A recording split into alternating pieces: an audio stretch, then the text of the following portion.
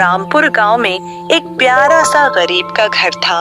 उसका नाम राहुल था और वह उसकी पत्नी उसके बेटे के साथ वह रहा करता था। वह गांव में सबसे ज्यादा गरीब वही घर था। तभी उसकी पत्नी पूजा कहती है, अरे मुझे बताओ, ये कब तक की चलेगा ऐसा? सुबह सुबह हर दिन जाते हो, परंतु तुम्हें तो कोई काम मिलता ही नहीं और शाम को तो खाली हाथ लौट आते हो। क्या तुम्हें नहीं दिखता? सबसे बुरी हालत हमारी है। तुम ही बता दो, मैं क्या करूं पूजा? मेरी किस्मत ही पूरी खराब है और मैं क्या ही कर सकता हूं। जब भी हालात थोड़े ठीक ठाक होते हैं, कुछ ना तो कुछ ऐसा होता है कि सारे पैसे चले जाते हैं। अब देख, पहले पैसे थोड़े बहुत जमा कर थे और तेरी तबीयत खराब हो गई तो सारा खर्चा पानी, सारे पैसे उसी में चले गए। हमारी किस्मत ही पूरी खराब है। थोड़े पैसे ये घर में आते हैं तो कुछ ना तो कुछ या घर में हो ही जाता है। मुझे ऐसा लग रहा है हमारे से हम गरीबों के गरीबी किस्मत में लिखी हुई है। तभी राहुल का बेटा उसके पास आकर खड़ा हो जाता है। तभी राहुल का बेटा पिताजी को कहता है, पिताजी, मेरे मन में बहुत दिनों से इच्छा हो रही कि अच्छे अच्छे पकवान मैं खाऊं। हमारे घर पर दूसरे कैसे पकवान क्यों नहीं बनते पिताजी? बेटा चिंता मत कर, हमारे दिन भी जरूर बदलेंगे। एक वक्त आएगा जब हम लोग दूसरों से भी अच्छे पकवान बनाएंगे। फिर तेरा जो दिल करेगा वही आएंगे और अच्छे अच्छे कपड़े भी पहनेगी। हमारा दिन बहुत जल्द आएगा, अभी के लिए थोड़ा धैर्य रख बेटा। लेकिन पिताजी, एक बात बोलूं, उसकी ताई अम्मा के घर से पकवानों की खुशबू आती है तो मैं तो खिंचा चला जाता हूँ। एक दिन चला भी गया था, लेकिन उन्होंने मुझे देखते ही खाना छुपा लिया और कहा, यहाँ माता भाग जा, यहाँ से तो तुम्हें वहां पर से चला गया। पिताजी, मुझे क्या पता कि मेरे जाने से सारे लोग मेरे गरीबों का मजाक उड़ाएंगे। और एक बात बताओ पिताजी, यहाँ की कोई बच्चे मेरे साथ खेलने भी पसंद नहीं करते। आप पता नहीं मैं किसके साथ खेलूंगा, कब कब अच्छे अच्छे पकवान खाऊंगा। बेटे की बात सुनकर पिताजी बड़े शांत हो जाते हैं। वो आते हैं और पूजा बस अपने बेटे को ही देख रही थी मायूस होकर, क्योंकि बेटे के अंदर इतनी सारी बातें वह भी दिल को छूने वाली थी। अपने बेटे की हालत उन दोनों से बर्दाश्त नहीं हो रही थी, परंतु वह भी क्या कर सकते हैं। राहुल अपने बेटे को कुछ भी नहीं बोल पाया तो राहुल नए नए काम की तलाश में जाने लगा। वह एक नहीं, दो नहीं, तीन नहीं, 5-5 सीटों के पास जाकर सेठ ने उसे कम से निकाल दिया, परंतु राहुल को कोई काम नहीं दे रहा था। सारे गांव वाले थे बस उसे भागने की बात कर रहे थे और राहुल बहुत ही मायूस होकर एक ब्रेड्स के ऊपर बैठ जाता है। अब वह क्या कर सकता है? गांव में काम नहीं मिलता, अब वो शाम को जाएगा, परंतु अपनी पत्नी को वह क्या बोलेगा? बेचारा शांति से अपना बेटा हुआ था और बेचारा बैठे बैठे बोल रहा था, हे भगवान, अलग से मेरी घर की हालात और मेरे बेटे की हालत। अब मैं शाम को लौटो तो क्या बताऊंगा कि मुझे काम नहीं मिला और मैं खाली हाथ कैसे जाऊं? मुझे जरा भी अच्छा नहीं लग रहा। मेरे बेटे को मैं कब अच्छा खाना खिलाऊंगा और मेरी पत्नी को कब मैं नई साड़ी लेकर दूंगा? और दूसरी तरफ मैं देखूं तो मेरे घर की हालत, अगर मुझे कोई काम मिलता तो मैं थोड़ा धन एकत्रित करके मेरे बच्चों की ख्वाहिश में पूरी कर सकता था। अब तो मेरे हाथों में भी बहुत जोर नहीं बचा हुआ है कि बड़े बड़े सेठ मुझे काम दे सके। राहुल बैठे बैठे इतना ही बोल रहा था तो उसके पास गांव का सरपंच पहुंच जाता है और मीठे स्वर से सरपंच राहुल से कहता है, अरे राहुल भाई, तुम इतने उदास क्यों बैठे हो? कोई परेशानी हुई है? तुम तो पहले जैसे खट्टे खट्टे नहीं दिखाई दे रहे हो और तुम इतनी उदास बैठे बैठे क्या बड़बड़ा रहे हो? हाँ सरपंच जी, मैं तुम्हें क्या ही बताऊं, मेरी परेशानी क्या है। और सरपंच जी, आप तो सब जानते हो मेरी हालत क्या है, तभी भी आप मुझसे पूछ रहे हो कि तुम यहाँ पर क्यों बैठे हो। और मेरा परिवार बहुत ही स्थिति खराब हो चुकी है, मैं उन्हें तो एक रोटी भी नहीं दे सकता था। अब पता नहीं मैं कब तक किस गांव में रहूंगा। और मैं मेहनत करने के लिए बड़े बड़े सेठ के पास गया था, परंतु उन्होंने मेरी हालत देखकर उन्होंने मुझे काम ही नहीं दिया और उन्होंने तो अलग से मुझे भगा दिया। अब बताओ मैं कर ही क्या सकता हूँ। और मेरे हाथों में तो मेरी किस्मत ही नहीं है। लेकिन सरपंच उसकी बात सुनकर कुछ बोल ही नहीं पाया और उसके बाजू से एक गांव का धनवान सेठ उसके पास आया। और बहुत धनवान सेठ, जो कि दूसरे के दुख में उसे अंदर ही अंदर बहुत मजा आता था, और वह सरपंच के साइड में आकर खड़ा हो जाता है। तभी मनोज सेठ कहता है, सरपंच जी, ये राहुल को तो इस गांव से निकाल देना चाहिए, और यह राहुल की मनुष्य छाया कहीं हमारे बच्चों पर तो नहीं लग जाए। इसलिए मैं कहता हूँ सरपंच जी, इस गांव से निकाल ही देना बेहतर होगा। और यह गांव में धीरे धीरे इसकी छाया फैल रही है, और कोई गांव में तो यह गांव में राहुल को पसंद भी नहीं करते हैं। कहते हैं कुछ लोग ऐसे होते हैं, अंधेरे की छाया होती है, और वह छाया पूरे गांव को अंधेरे में डुबा सकती है। परंतु सरपंच भी राहुल का समर्थन नहीं करते और सरपंच जी और वह मनोज सेठ वहां से चले जाते हैं। बस जाता हुआ राहुल दोनों को बस देख ही रहा था, और राहुल बस वहीं पर बैठकर बस अपनी बुराई का तमाशा देख रहा था। हे भगवान, क्या मैं ऊपर मेरी किताब में खुद लिखी थी कि मैं ऐसे गरीबी में हूँ और सारे गांव वाले मेरा मजाक उड़ाए? क्या भगवान, आप यही चाहते हो? मुझे ये बात समझ में नहीं आ रहा ताईस कि मैं किसी का बुरा कर दिया था जो मुझे ऐसे दिन दिखा रहे हो, और कभी चोरी, कभी बेईमानी या किसी को चोट पहुंचाई, और मैंने कभी किसी का बुरा भी नहीं चाहा। और ये मेरे ऊपर इतना बड़ा दुख क्यों आ रहा है? और मेरे पूरे सपना के दिए बुझ गए और पूरी उम्मीद के चिराग भी बुझ गए, और मैं तो पूरा अंधेरे में खो गया हूँ। पता नहीं मुझे रास्ता भी दिखाई नहीं देता है, और यह मेरी तन्हाई कब खत्म होगी? मैं आज भी खाली हाथ ही जाऊंगा, और मेरी पत्नी पूजा मेरे से उम्मीद लगाई हुई बैठी होगी। न जाने मैं किस मुंह से घर जाऊं। मेरा तो घर जाने से ही अब मुझे डर लगने लगा है, कहीं मेरी पत्नी कुछ कर ना ले। अब मैं क्या करूं? और मेरा बेटा बहुत भूखा होगा। और वह शाम को बेचारा हरा हुआ था का अपने घर पहुंच जाता है। अब चेहरा बहुत उदास था। जैसे ही वह घर में आया था, वैसे उसने पूजा ने उसे देख लिया था। तभी राहुल की पत्नी पूजा कहती है, अरे क्या हुआ राहुल, और आज चेहरा तुम्हारा इतना उदास? आज से पहले मैंने नहीं देखा। अरे कुछ तो कहो, मेरा दिल बैठे बैठे रो रहा है। अरे पूजा, मैं तुम्हें क्या बताऊं? अब तो पूरे गांव वाले मुझे ताना देने लगे हैं, और सारे गांव वाले तो हमें यह गांव से निकालने का ही सोच रहे हैं। और पता है तुम्हें, मैंने 1 नहीं 2 नहीं 3 नहीं बहुत सारे सेठ के पास जाकर काम ढूंढने का प्रयास किया, परंतु काम मुझे नहीं मिला।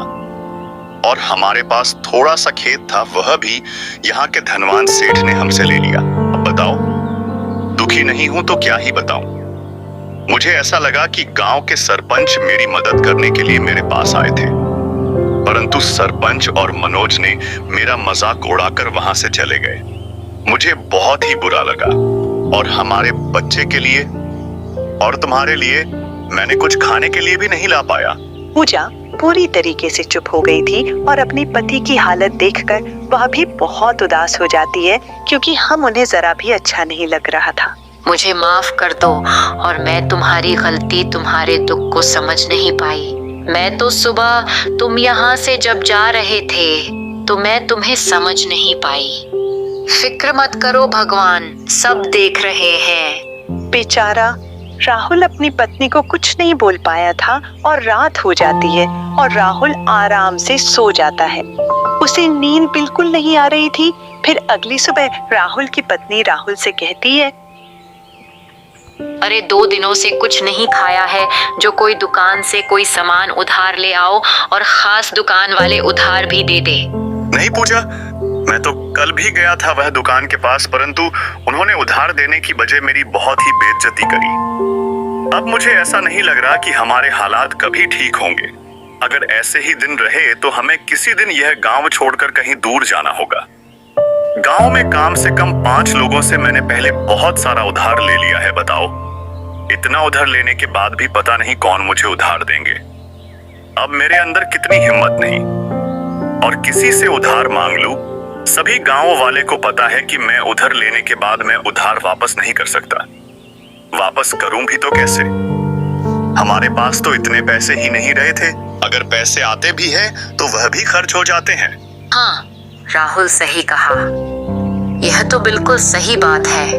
ऊपर वाले भी हमारी क्या क्या परीक्षा ले रहा है, हर किसी बात की सजा दे रहा है, समझ में नहीं आता। हमें थोड़ा देर रखना चाहिए। काश ऊपर वाला हमारी परीक्षा ले रहा होगा। तुम चिंता मत करो, एक दिन हमारे भी दिन अच्छे हो जाएंगे। अरे पूजा, ये बात तो मैं तुमसे सुनते सुनते 8 साल हो गए हैं, परंतु अभी तक तो कुछ नहीं हुआ। तो वह चुपचाप गांव में घूम रहा था और वह घूमते घूमते जंगल की तरफ चल पड़ा था। उसका दिल बहुत ही घबरा रहा था। माँ पूरी तरीके से उदास था। दिमाग में बार बार घर की टेंशन ही सता रहा था। क्या जिंदगी यही परीक्षा ले रही है?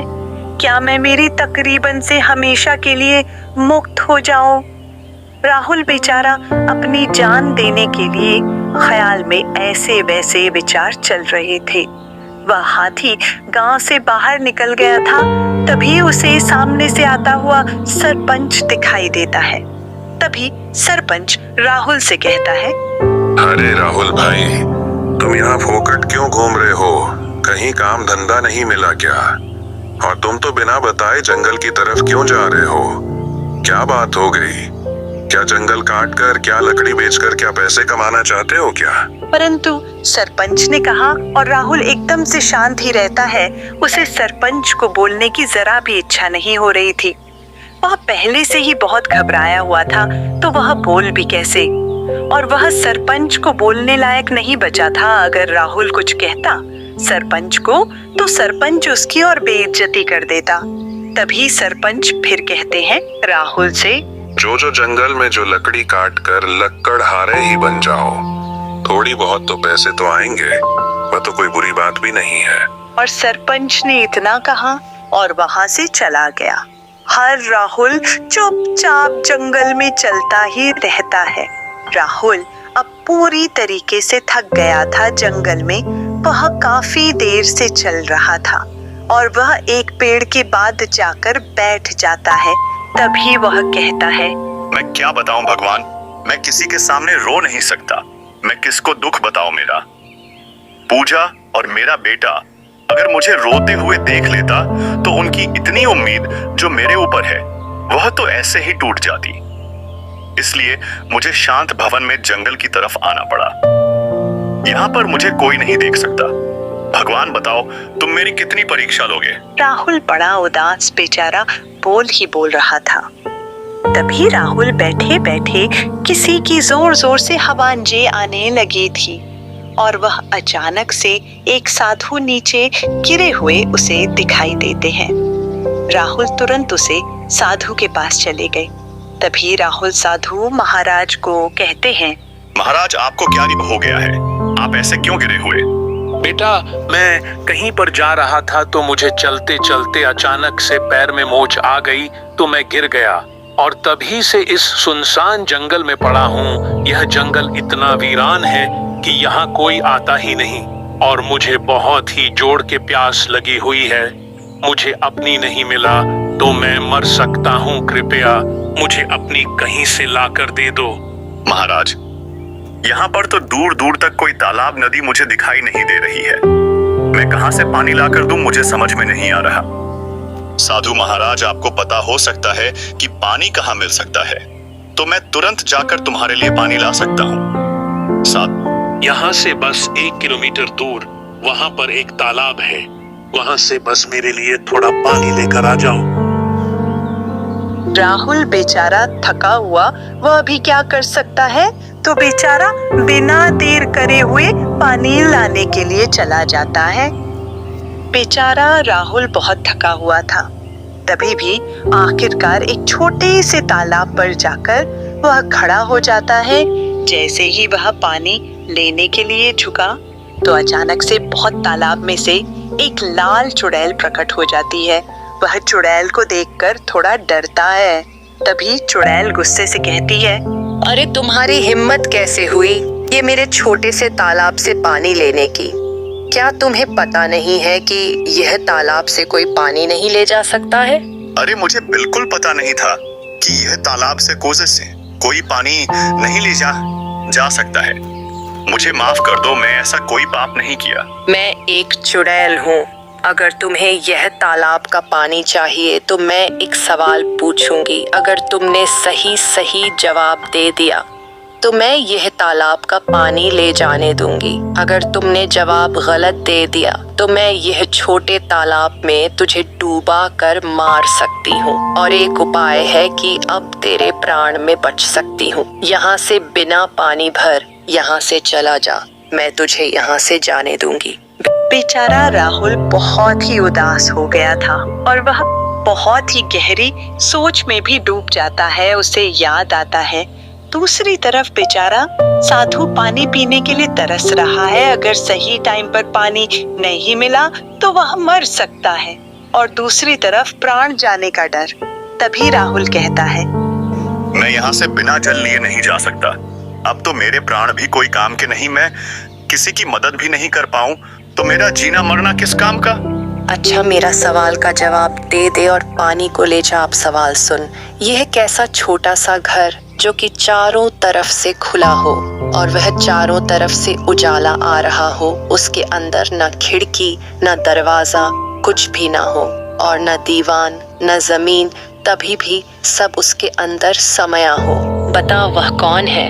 राहुल बहुत ही गहरी सोच में डूब जाता है। न जाने वह ऐसी सोच में डूबा, ना हाथ काम कर रहा था ना पर काम कर रहा था।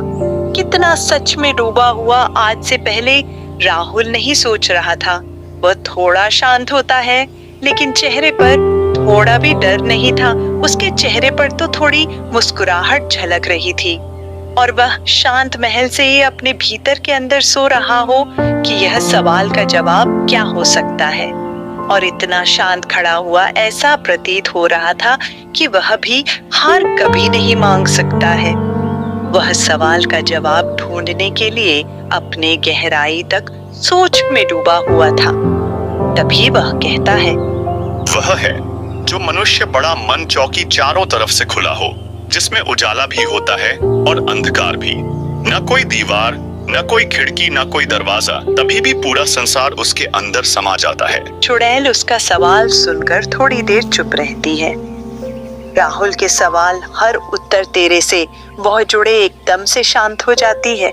उसे चुड़ैल को जरा भी यकीन नहीं होता है कि यह राहुल ऐसे भी जवाब दे सकता है। तभी चुड़ैल कहती है, अरे वह तू तो मेरे दिल को जीत लिया। हाथ से पहले किसी ने उत्तर नहीं दिया। यह तो पहले योगी है जो कि मेरा जवाब का सही सही उत्तर देकर जल लेकर जाने का सहयोग प्राप्त कर लिया है। आज तुझसे मिलकर मुझे प्रसन्नता हुई और जितना चाहे जल्दी जल्दी पानी ले जाने। तो राहुल फटाफट पानी को भरकर साधु महाराज के पास जाकर साधु महाराज को पानी पिलाकर साधु महाराज भी पूरी तरीके से ठीक हो जाते हैं।